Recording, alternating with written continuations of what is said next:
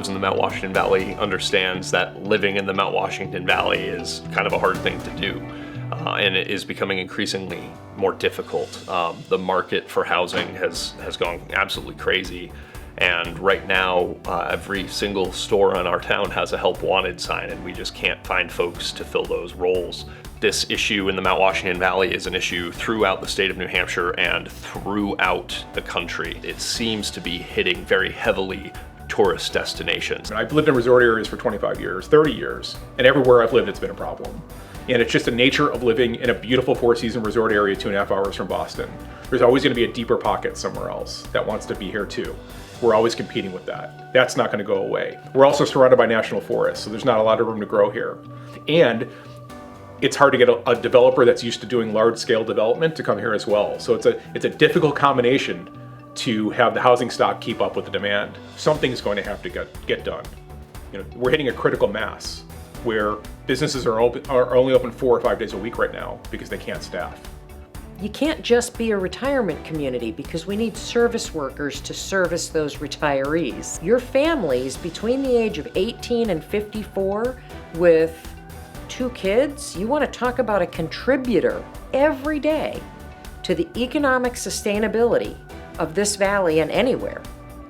That's where it's at. So Charrette is a design project where what we're really doing is trying to figure out, can we get an affordable housing development built in the area? What would that look like? And what are some costs that are mandated by the town that we could try to alter to make things more easy for an affordable developer? This is totally an educational product. A developer can't take this plan and run with it because it will not fly. The town won't let it happen. This is more for the town to do a self-evaluation of what it wants for its housing, what it thinks it needs for its housing, and what it is doing to prevent those two things from happening. As the pressure for housing has become greater over the last 10 years, we're actually seeing more movement. We're seeing the community rally around the need for housing, rally around the need for diversity in housing, and open their minds a little bit to cluster development that has mixed affordability in it. I would point towards the ordinance that Conway passed in 2020 that allows almost a doubling of density if you have 25% of those homes in what's considered an affordable range. So that's a pretty big deal. That means the townspeople voted and said with their vote, I want to see something different happen in my backyard. I want to see my neighbors' kids have the ability to find their own home when they graduate or come back from college and are now working in the valley. We definitely think that these charrettes go a long way to showing the community what we can do and what we're capable of, and kind of show the process through, this is what we want and this is what we need to do in order to get it.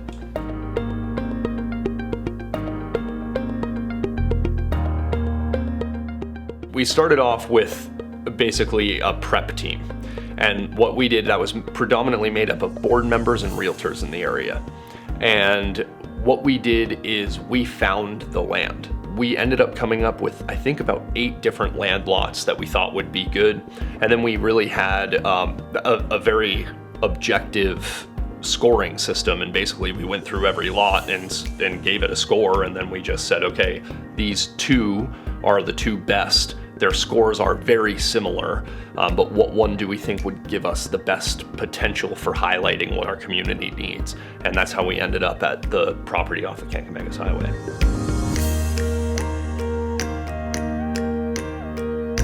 If you are going to develop a piece of property on a large scale, who do you need? Well, you're going to need you're going to need money. So you've got to have bankers involved. So we have 2 members of local banks involved. You're going to need to be able to sell the property once you're done with it. So you're going to need realtors who can price things out. So we have some realtors on board. You're going to need, obviously, engineers to design the whole thing. So we've got local engineers on board, architects who are going to show you what it looks like, and then you're going to need a contractor to build it. And so we've got a contractor on board as well. And so essentially what these folks are doing is in one day making this theoretical development as if they were actually being paid to make this development. And, you know, the numbers do end up being a little more rough than they might be if you were actually going forward with it, but they're approximations to get as close to the real thing as we can to show what this could possibly be.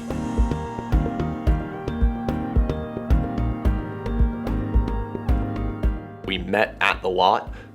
We walked into it a bit. We had some topographical maps with us. They went and checked out the different points of entrance and egress to this parcel of land. And essentially, we then all went to dinner and just kind of chatted about our visions. What did we see? What do we think is possible here? What are going to be some of the physical hurdles within the land? It's a nice piece of property. It's large. It's been on the market for a long time, so you try to figure out why. And it's got some topography, you know, some hills here and there that make it more challenging to develop, but it's got good access points to multiple different roads, one being on the Kank and two other residential access points. It's 39 acres. Using our affordable zoning ordinance, it allows us to get 337 units. 25% of those would have to be affordable in order to get that unit number. But having that many units come to the market would be a huge boon for our community right now. Really, with the cost of construction materials now, the cost of logging, getting utilities, getting the road, reality-wise, we could not really make every unit affordable. So we're going to have market rate housing in here in order to offset the losses of selling some things affordably. And so what I wanted to try to see is there going to be a pocket in here for some nice high-end housing that can get a look at the moats.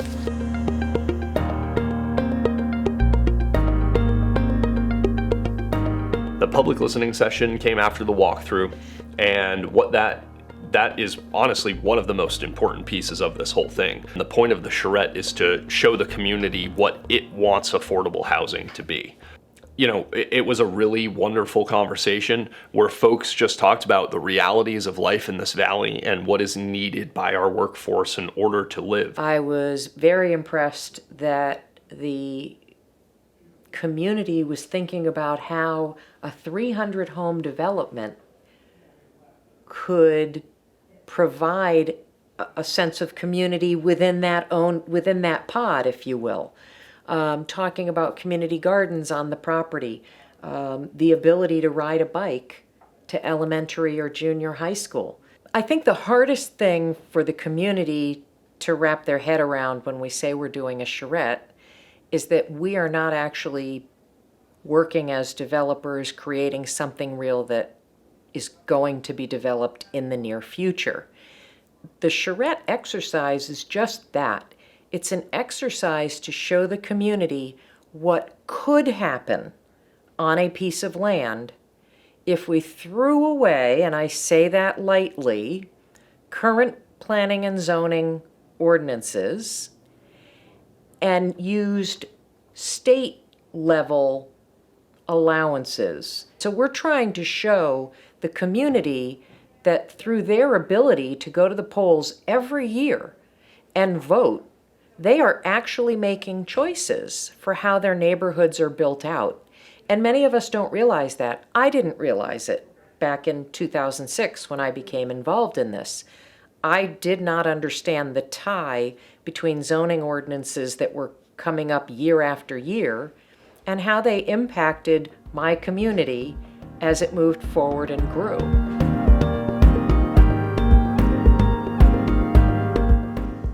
These folks literally dig right in and in 6 hours go from nothing to an incredible visual drawing that gives us an opportunity as the layperson to say, that's not what I was thinking, but it's really cool.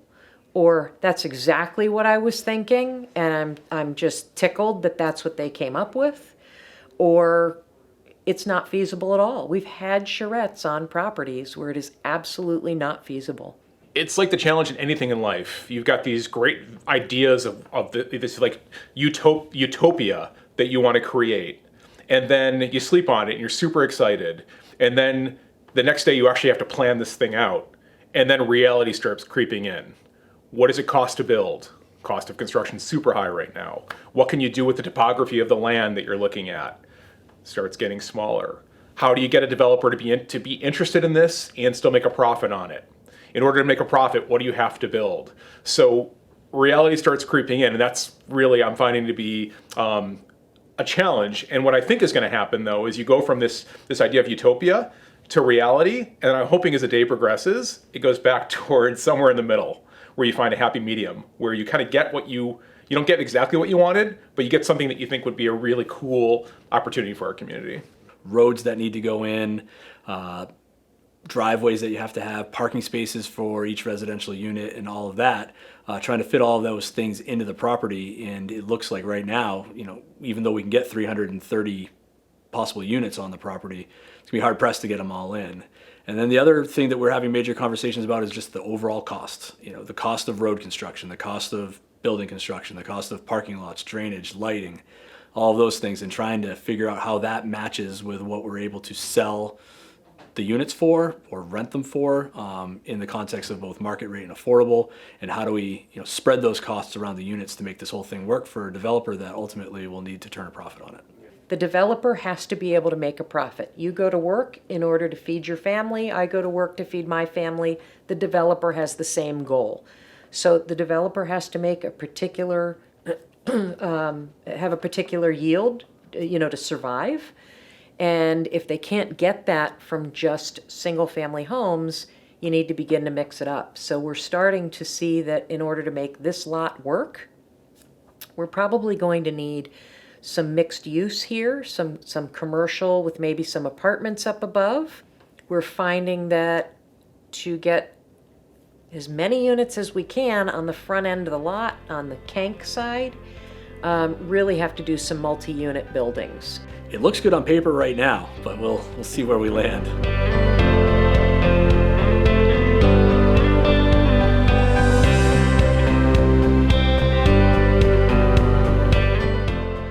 Thank you for joining us, and now the part we've all been waiting for is the reveal of the 2021 Mount Washington Valley Housing Coalition Design Charrette. Over the past 2 days, we've put in a lot of time and effort to bring you our design, and I'm going to leave it to our engineer, Josh McAllister of HEB, to show you all what we've come up with. Go.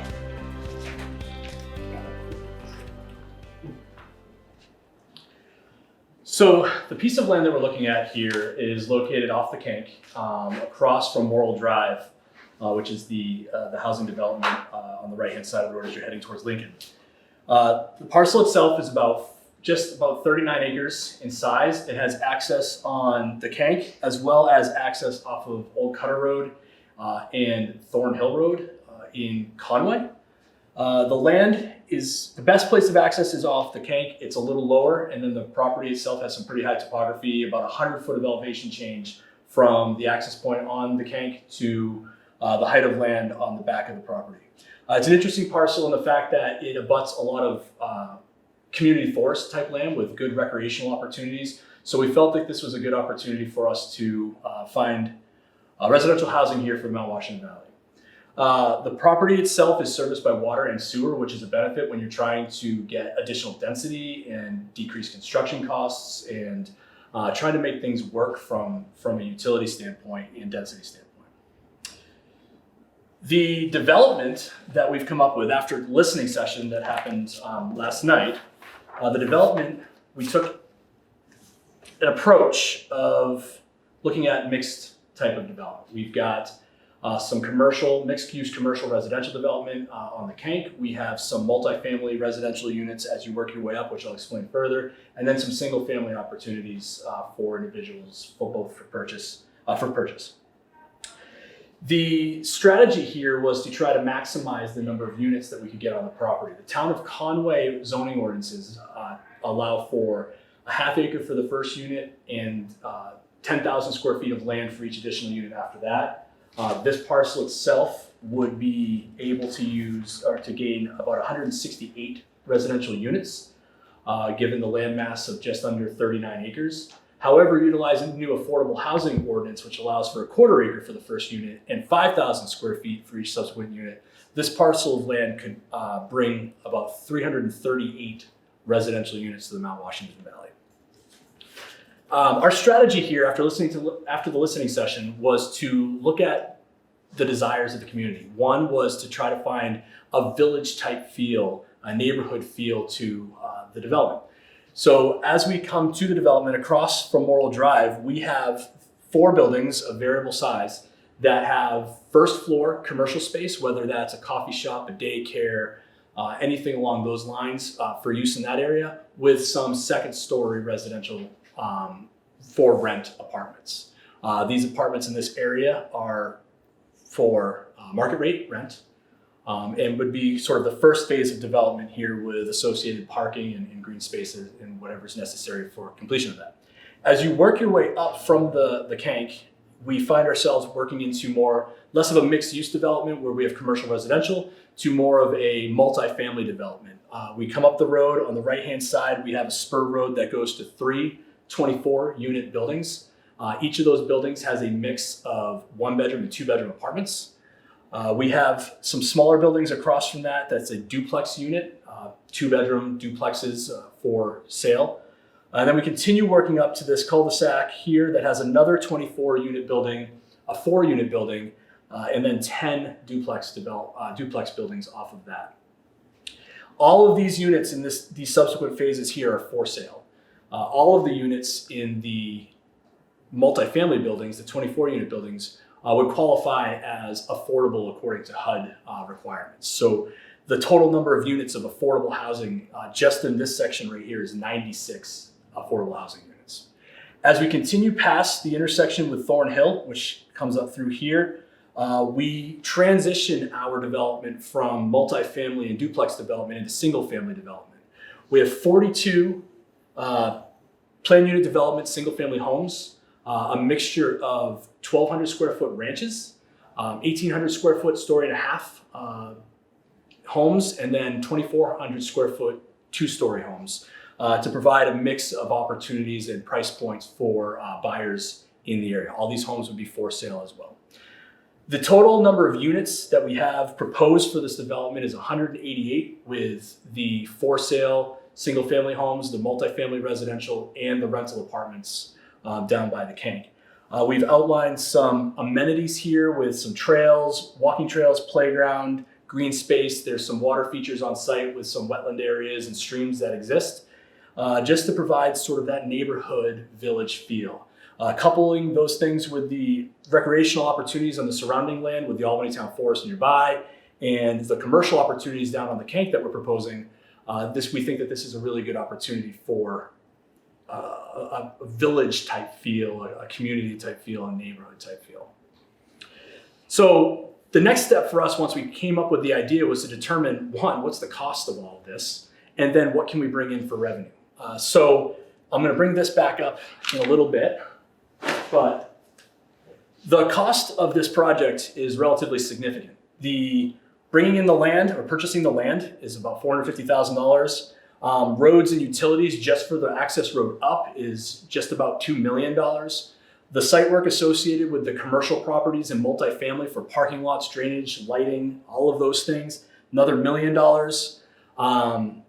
Sewer connection fees at $3,300 per residential unit, just over $620,000. There's some soft costs in construction engineering at about $295,000. And adding in architectural in that $120,000 range, as well as the overall construction. Phase 1 construction of the commercial space and residential units was about $5 million. Phase 2, which was 3 of the 24 unit buildings, was just about $11 million. Phase 3 included one 24-unit building plus 11 duplexes and a quad for another $8.2 million. And continuing, phase 4 is the single-family residential. The total cost of all of those was about $14 million, giving our all-in construction cost of $42,722,400. We assumed that a builder would not, or developer would not take this project for anything less than 20% profit. We have to understand that if somebody's going to take on a project like this, they're going and invest their money and time into it, they're going to need to make some money off of the project.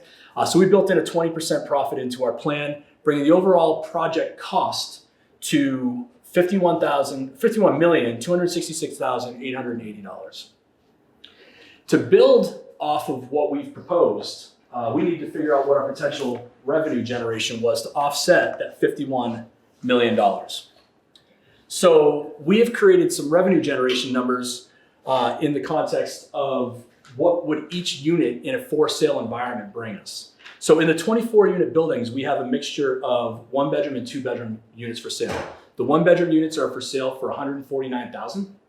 The 2-bedroom units will be for sale for $225,000. All of those units, like I said earlier, qualify and meet the HUD requirements for affordable development, and we have 96 of those units. The duplex units that we have in the quads would be for sale for $349,000. And then the single-family residential, we would have the 1-story ranch at 1,200 square feet of development at $279,000, the 1,800 square foot 1.5-story unit for $349,000, and the 2-story 2,400 square foot unit at $499,000 for sale prices. All of these prices were reviewed with the realtor that was on the team, Josh Bruston, and that this was a realistic price point, conservative potentially, for each of these units. So with that, our total revenue generation number for this project was $50,284,000.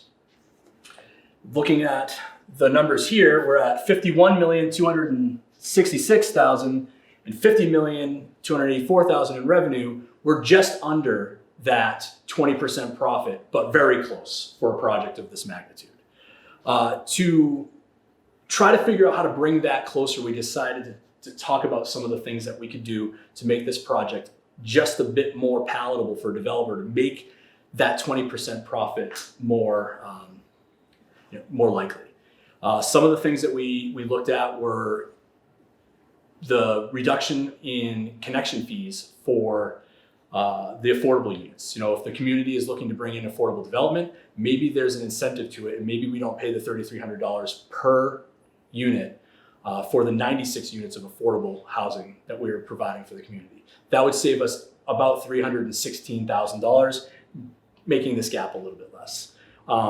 The town of Conway currently requires construction engineering with on-site resident engineering during the full time of construction. That ends up being about $120,000 of the cost for a project of this magnitude.